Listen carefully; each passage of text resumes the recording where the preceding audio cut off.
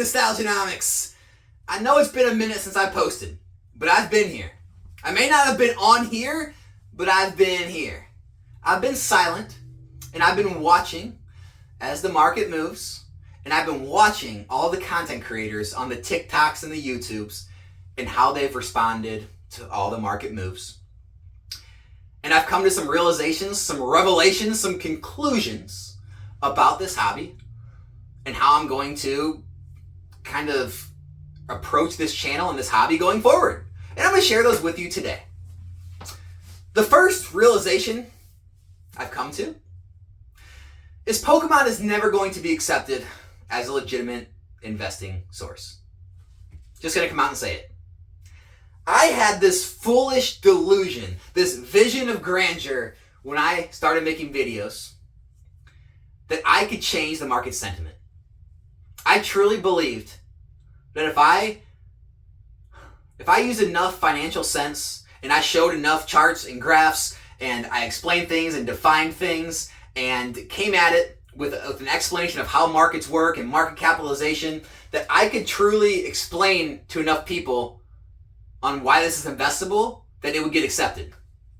Nah. 5 of me, 10 of me, 20 of me. It'll never work. There's always going to be a segment of this market and this population, this community. They're just never going to believe it. I'm going to tell you what I mean by that. I've been in this hobby since 2015, about 8 years now. I've seen every excuse imaginable on why prices move. For some reason, every single time a price movement happens, everyone's mystified by it. It's top news stories, it's thumbnails, it's video titles. Every time. Every time. It's amazing how if real estate goes up in value, no big deal. S&P index moves up, no big deal. Pokemon moves up, oh my god, something's wrong. System's broken. Going back to 2015, I got back in. It was around Pokemon Go time. Pokemon Go was the reason prices were rising. It was bringing people back in the hobby. After that, it was Evolutions around 2016 time. And that was the reason, because they reprinted base set, it was getting everyone my age back in the hobby. That's why prices were rising.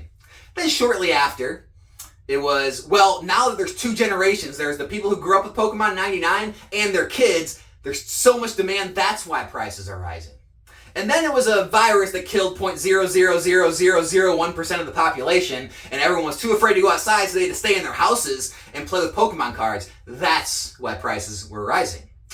And then the government issued stimmy checks because everyone was too afraid to leave their house because, again, that virus. And apparently everyone just spent all that money on Pokemon. They didn't update their house, even though they did. They didn't buy cars, even though they did. They didn't spend it on living expenses, even though they did. Apparently they spent it all on Pokemon. And that's why prices were rising. And then after that, because everyone was stuck inside and everyone was opening Pokemon cards, all the celebrities like Logan Paul and Steve Aoki got into Pokemon, and they started a new craze, and that's why prices were rising. And now in 2022, now 2023, there's a great booster box famine apparently. There's not enough booster boxes, not enough supply, the demand's still high. That's why prices are rising, and mark my words. In 2024, 25, 26, and so on, there will be a slew of new reasons why, in fact, prices will be rising. And it's never going to end. It'll never end. And then, you'll tell people this, and they'll just have the same rhetoric. They'll have a canned response. Well, we're still in a bubble. We're still in a bubble. Who's going to buy all this stuff in the future? I mean, when this bubble bursts, no one's going to buy all this stuff. There's going to be no customers. Okay. There's too many sets, right? There's just too many sets. Who's going to care about all these sets? Well, someone does because they're all selling. What else is there? It's the same reasons every time. And between all the excuses of why prices rise and the reasons why they won't, it's a losing battle. And I'm done fighting it. I'm not going to try to fight it. I tried, by the way. I offered, I don't even know how many YouTubers and content creators to come on their channel or them to come on mine, and we'll have a nice debate about both of our sides. And no one wanted to. No one wanted to. And I'm telling you, I'm not gonna name any names this video, but some of the most outspoken creators would not. They refused to come on my channel, even though they consistently talk bad about Pokemon investing. They refuse to come debate on why it's bad. Why? I mean, the only realistic reason would be, you're not good at thinking on your feet, you're just not a good debater, you can't think that fast. That's the only real legitimate reason I'd accept. The only other reason would be you don't really have enough facts to back up your point. It's just an opinion. It's just this fear-mongering of, it's a bubble and there's going to be no one to buy this stuff in the future, but there's no real evidence of it that anyone has, because the whole history is showing that it is investable. All of XY, all of Sun and Moon, all of Sword and Shield, every single booster box. Let me say that again. 100% of the booster boxes have gained value since their release. That's right. That's right. And so I've given up. I'm moving on. I can't change their minds. All I can do is speak to the people who do want to listen and who do want to make money in this hobby and in other hobbies. One Piece, right? Little One Piece. Good story about this. Anyone who's been following my channel for a while, made a video about this a little over 2 months ago. A little over 60 days. I left the link in the description for these boxes at $150 a box. $150 2 months ago. Get on TCG Player, type in One Piece Romance Dawn Booster Box. You will see the listing at $334. Go to the sold listings. You will see multiple of them sold at that price range. That is a 120% price increase in just over 2 months. Yeah, it's happening. The other conclusion, revolution, like around the sun? Wait, no, Earth's flat, doesn't spin. Other revelation that I've come to, and I'm not going to name names again. There are stores, content creators with stores, that truly do not want you to make money on this product. They don't want it. What they want is, they want to get their product cheap from distributors. They want to be able to sell it onto the market because it's in such demand. They want to be able to make 40, 50% gains on that product. And then when it sells out, be able to call the distributor and say, hey, send me more, and do it again and again and again and make money hand over fist off the community. But, however, whenever they sell out and the distributor sold out, you own the product, you did not open it, you kept it sealed, it continues to go up in price, and you start making money on it. Nope, stop, all hell's broken loose, that should not be allowed. Pokemon, you need to reprint those sets right now. Only I should make money because I own a store. That's how these people think. Literally, I saw a video, again, not mentioning names.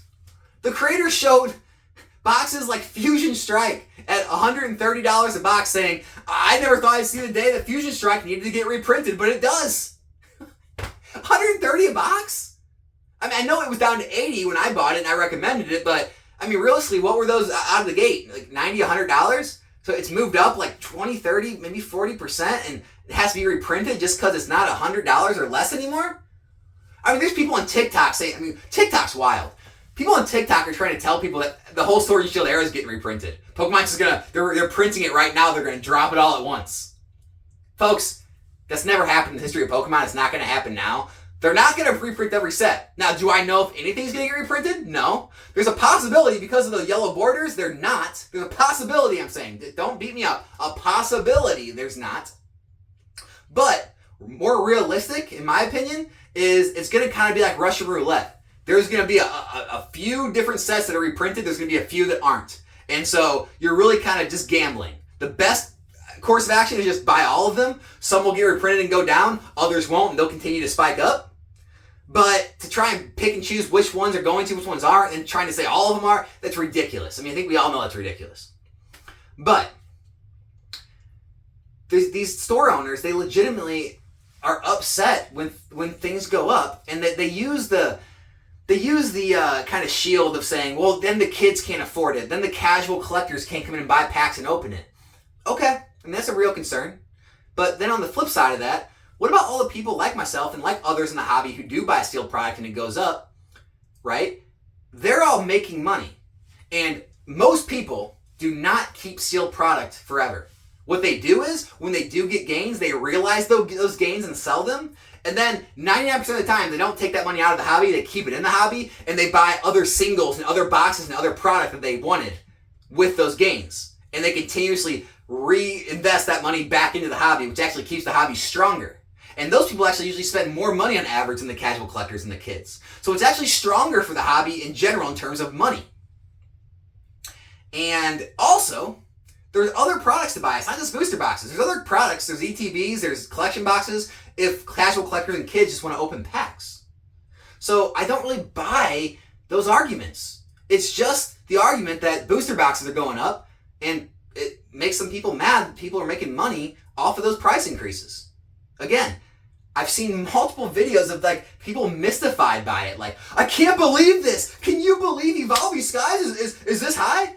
Yeah, it's being touted as one of the best sets ever made. Well, let's look at XY. You got Flashfire at 3,000 or so. You got Phantom Forces in like the high teens, maybe 2,000 now. You go to Sun and Moon, you got Team Up over $1,000.